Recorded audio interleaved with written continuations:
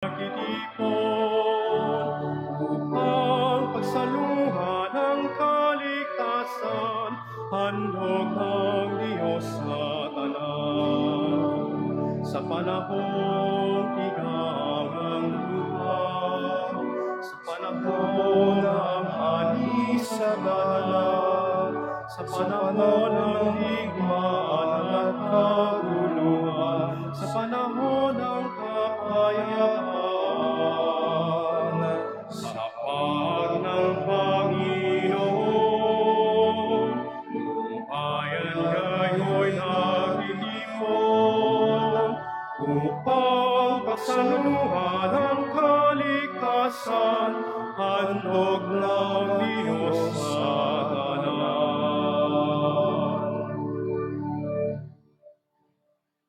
In the name of the Father, and of the Son, and of the Holy Spirit. Amen. The grace of our Lord Jesus Christ, and the love of God, and the communion of the Holy Spirit be with you all. And with your spirit. My dear brothers and sisters, let us acknowledge our sins and so prepare ourselves to celebrate the sacred mysteries. I confess to To Almighty God and to you, my brothers and sisters, that I have greatly sinned in my thoughts and in my words, in what I have done and in what I have failed to do. Through my fault, through my most grievous fault. Therefore I ask Blessed Mary, ever Virgin, all the angels and saints, and you, my brothers and sisters, to pray for me to the Lord our God. May Almighty God have mercy on us, forgive us our sins, and bring us to everlasting life. Amen. Lord, have mercy. Lord, have mercy. Christ, have mercy. Christ, have mercy. Lord, have mercy. Lord, have mercy. Let us pray.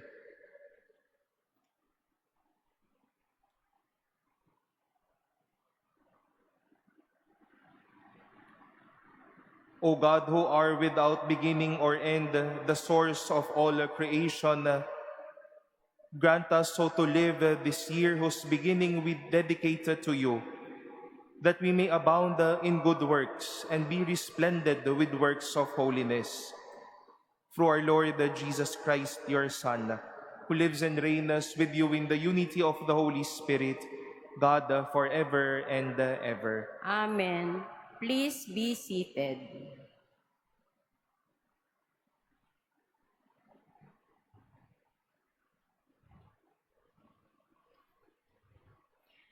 A reading from the letter of St. James.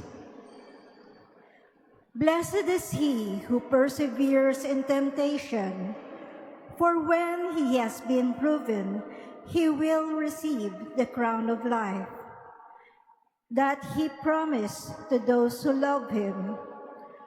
No one experiencing temptation should say, I am being tempted by God. For God is not subject to temptation to evil, and he himself tempts no one. Rather, each person is tempted when lured and enticed by his desire. Then desire conceives and brings forth sin. And when sin reaches maturity, it gives birth to death. Do not be deceived, my beloved brothers and sisters. All good giving and every perfect gift is from above, coming down from the Father of lights, with whom there is no alteration or shadow caused by change. He willed to give us birth by the word of truth, that we may be a kind of firstfruits of his creatures. The word of the Lord. Thanks be to God. Blessed the man you instruct, O Lord. Blessed the man you instruct, O Lord. Blessed the man whom you instruct, O Lord, whom by your law you teach, giving him rest from evil days. Blessed the man you instruct, O Lord. For the Lord will not cast off his people, nor abandon his inheritance. But judgment shall again be with justice, and all the upright of heart shall follow it. Blessed the man you instruct, O Lord. When I say, my foot is slipping, your mercy, O Lord, sustains me. When cares abound within me, your comfort gladdens my soul. Blessed the man you instruct, O Lord. Please stand.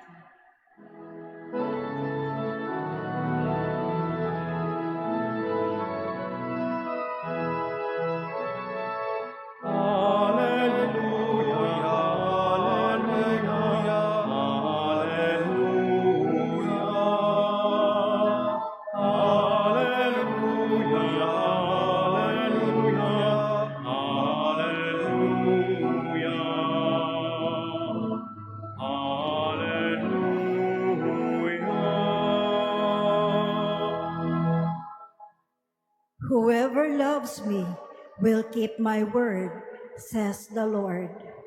And my Father will love him, and we will come to him.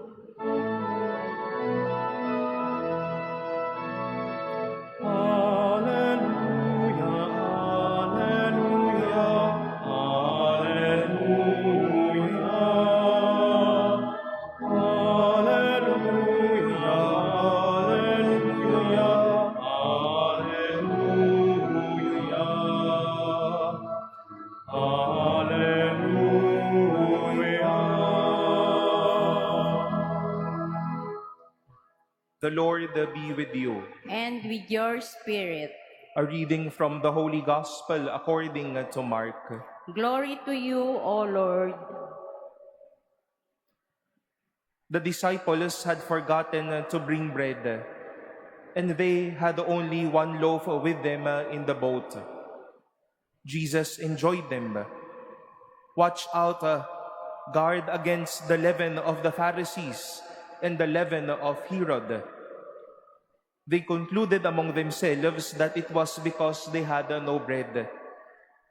When he became aware of this, he said to them, "Why do you conclude that it is because you have no bread? Do you not yet understand or comprehend? Are your hearts hardened? Do you have eyes and not see, ears and not hear? And do you not remember when I broke the 5 loaves for the 5,000, how many wicker baskets full of fragments you picked up?" They answered him, 12. "When I broke the 7 loaves for the 4,000, how many full baskets of fragments did you pick up?" They answered him, 7. He said to them, "Do you still not understand?" The Gospel of the Lord. Praise to you, Lord Jesus Christ. Please be seated. Good afternoon, my dear brothers and sisters. Around us today and at this moment, 2 new things are happening. First, we know that our Chinese brothers and sisters are celebrating the Chinese New Year, the Lunar Year. Kaya sa inyo pong mga kapatid naming mga Inchik, Happy Chinese New Year po sa inyong lahat. No? Enjoy the tikoy and the food and your journey to Binondo later. And on the one hand, tomorrow it's a new liturgical season for us. It will be Lent. We have the remaining hours of the day to listen to the Alleluia sung during the Mass. Tomorrow, it's a whole new liturgical season with the season of Lent through the celebration of Ash Wednesday. And when we begin new things, we do not want to begin it by doing shallow or empty practices or even beliefs. We all begin a new life, a new season a new day, always with the blessings, always with the grace, always with the love of the Lord. Hindi naman tayo pumasok sa isang bagong taon o bagong panahon ng isang simbahan o bagong kabanata ng ating buhay na walang matibay na pinanghahawakan, kundi lagi at palagi ang awa at pagmamahal ng Diyos. Jesus warned his disciples about the leaven of the Pharisees and the leaven of Herod. What are such leavens that Jesus said or told his disciples about? Leavens then would make a bread. Leavens then and now would make a bread thick. Any pastry placed with leaven would make it substantial, shall we say.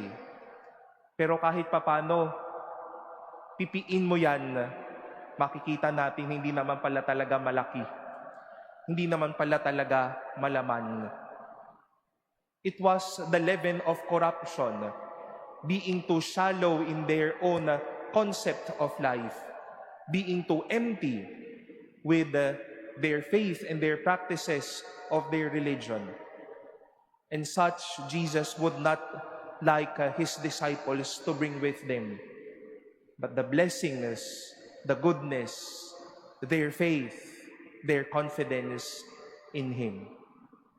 That is why it was also the same reminder of St. James in our first reading today, that from God, all good giving, every perfect gift, from Him, light, the first fruits and goodness comes from God.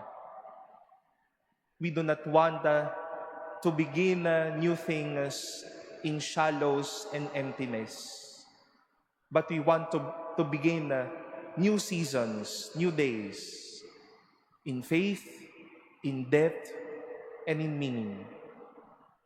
Ayaw nating sana sa mga susunod pong panahong ito na magdidiwang tayo ng Kwaresma, nagpalagay ng noo, ng abo sa noo, para lang pala maging cosmetic or aesthetic design para ipagmayabang sa mga kapwa natin. That's the leaven of the Pharisees and of Herod. That we will be praying, kunyari nagdadasal, pero pang picture lang pala sa social media. Leaven of the Pharisees and the leaven of Herod. That we will be facing a lot of challenges, instances, and experiences in life, relying only to that source of strength. Kaya ko ito. But without faith and trust in God, the leaven of Herod and the leaven of the Pharisees will continue to munch and be part of our lives. Let us begin this new seasons not with our own strengths and the leavens that are shallow and empty, but with meaning, with faith, and in depth from the blessings of the Lord and from His goodness as well.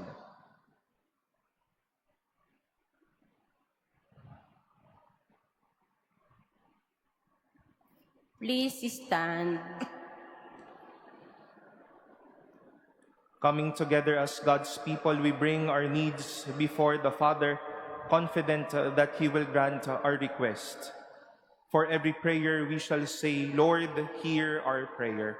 Lord, hear our prayer. That our pastors may totally dedicate their lives in preaching the gospel by their witness of life. Let us pray to the Lord. Lord, hear our prayer.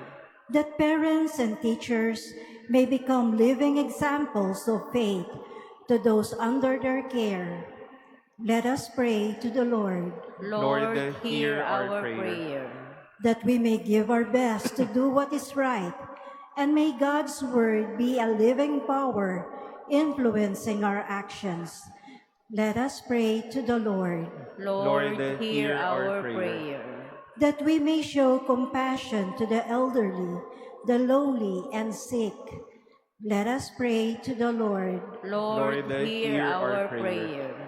that the dead may find rest and new life in the kingdom of God.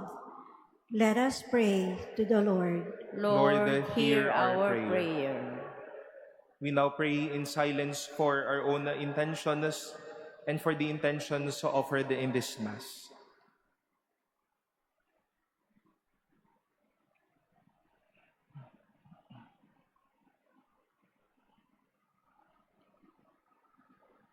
We pray to the Lord. Lord, hear our prayer. Heavenly Father, deepen our faith so that we may grow in your love and always serve you with generous and sincere hearts. We ask this through Christ our Lord. Amen. Please be seated.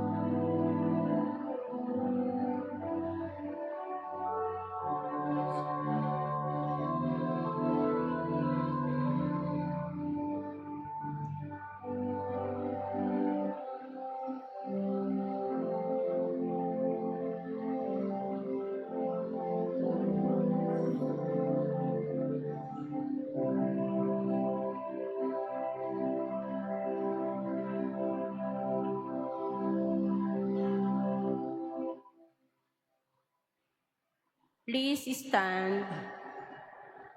Pray, brothers and sisters, that my sacrifice and yours may be acceptable to God, the Almighty Father. May the Lord accept the sacrifice at your hands for the praise and glory of his name, for our good and the good of all his holy church. May this oblation, O Lord, we pray, cleanse and renew us, and may it become for those who do your will the source of eternal reward. Through Christ our Lord. Amen.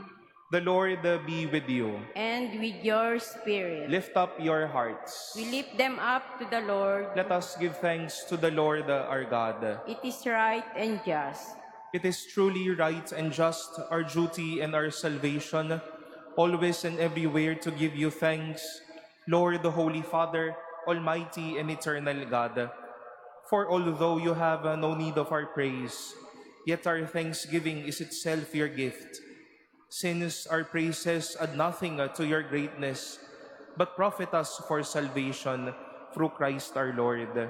And so in company with the choirs of angels, we praise you and with joy we proclaim. Holy, holy, holy Lord God of hosts, heaven and earth are full of your glory. Hosanna in the highest. Blessed is he who comes in the name of the Lord. Hosanna in the highest. Please kneel. You are indeed holy, O Lord, the fount of all holiness.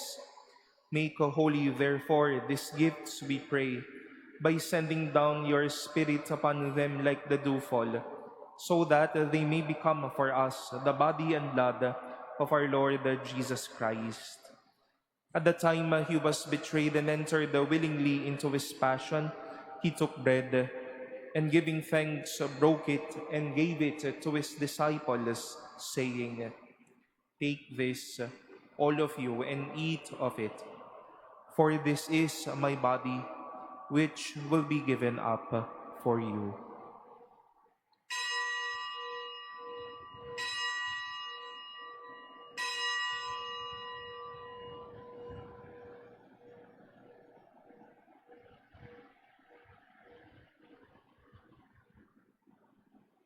In a similar way, when the supper was ended, he took the chalice, and once more giving thanks, he gave it to his disciples, saying, Take this, all of you, and drink from it.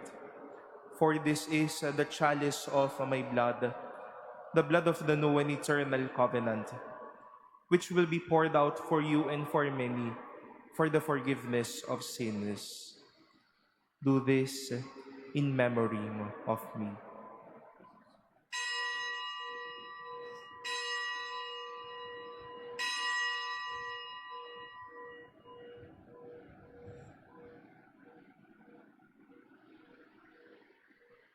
Please stand. The mystery of faith. We proclaim your death, O Lord, and profess your resurrection until you come again.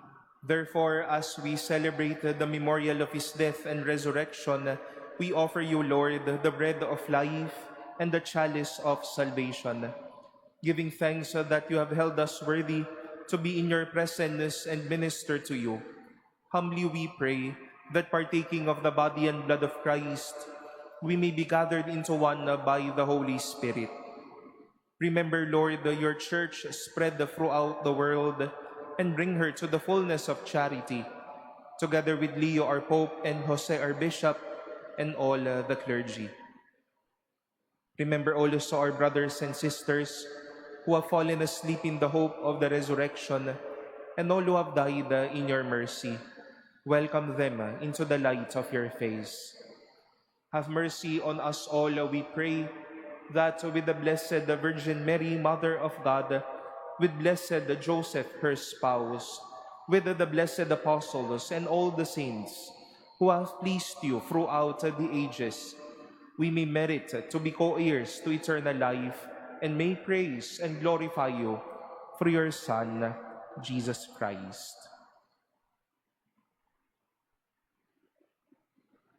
Through him and with him and in him, O God, Almighty Father, in the unity of the Holy Spirit, all glory and honor is yours forever and ever. Amen. Amen. Amen.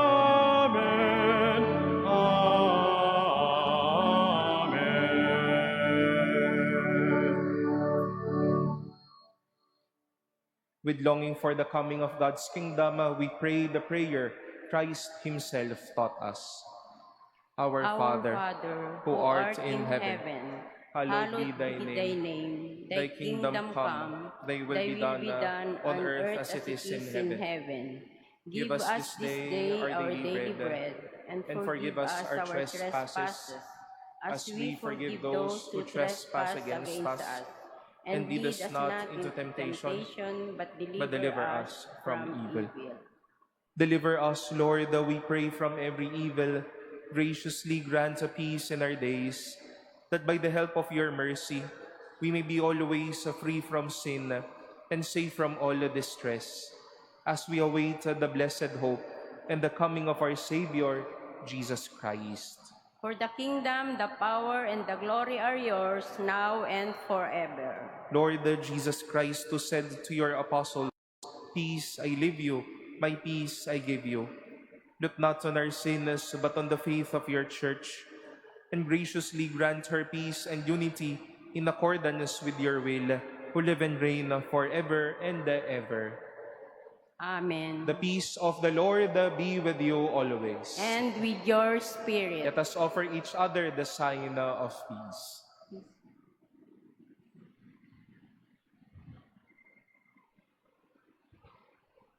Lamb of God, you take away the sins of the world, have mercy on us.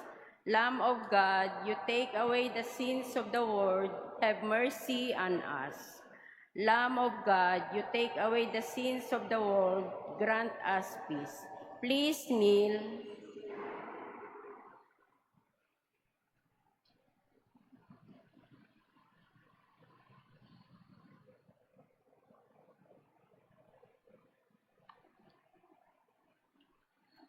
Behold the Lamb of God. Behold him who takes away the sins of the world. Blessed are those called to the supper of the Lamb. Lord, I am not worthy that you should enter under my roof, but only say the word, and my soul shall be healed.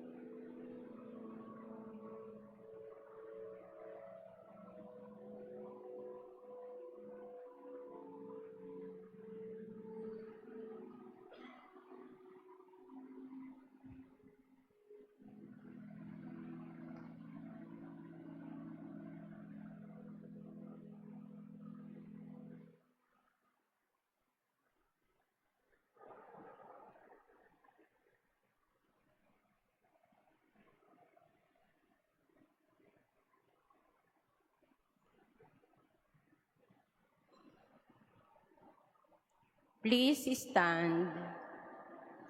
Let us pray.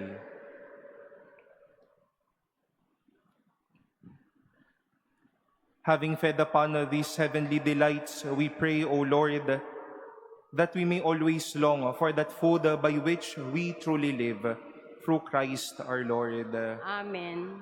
Tomorrow will be the beginning of the season of Lent with the celebration of Ash Wednesday, and our schedules of masses here at the Manila Cathedral is at 7:30 a.m., 12:10 in the afternoon, and at 6 in the evening. And in between, from 10 a.m. until 12, there will be priests available for confessions, as well as from 3 in the afternoon until 5 in the afternoon. And this will be the schedule of confessions here at the cathedral from Monday to Friday, from February 18 until March 27. And let us make use of this season to turn back to God, to believe once more in His words and His truths, so that we may live in substance, in depth, and in meaning, holding on to our faith and to our love of the Lord. The Lord be with you. And with your spirit. And may Almighty God bless you, the Father, and the Son, and the Holy Spirit. Amen. Go in peace, glorifying the Lord by your life. Thanks be to God.